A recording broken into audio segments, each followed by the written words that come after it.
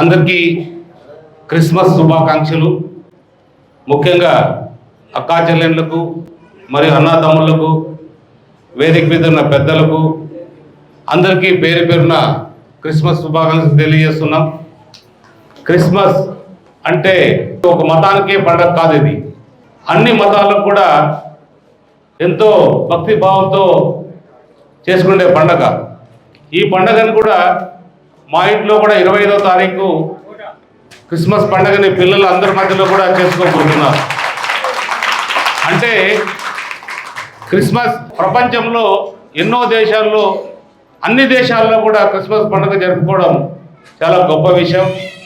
అలాంటి క్రిస్మస్ పండుగ మీ మధ్యలో ఈరోజు అడ్వాన్స్గా జరుపుకోవడం నేను అదృష్టంగా భావిస్తున్నా.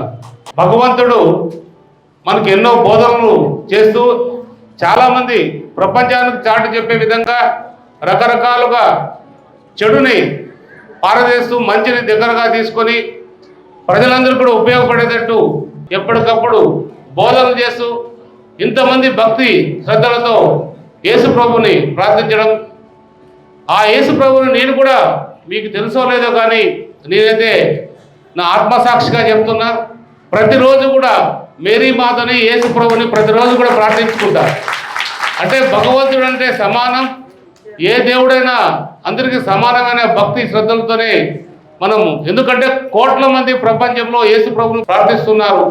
యేసు ప్రభు ఎప్పుడూ ఒకటే చెప్తాడు, మంచి చేయండి, మంచి చేసి మంచిగా ఉండండి, చెడ్డ చేసే వాళ్ళు కూడా మార్చుకొని మంచిగా తయారు చేయాలనేదే యేసు ప్రభుగా ఒక మాటగా ఎప్పుడు చెప్తాడు.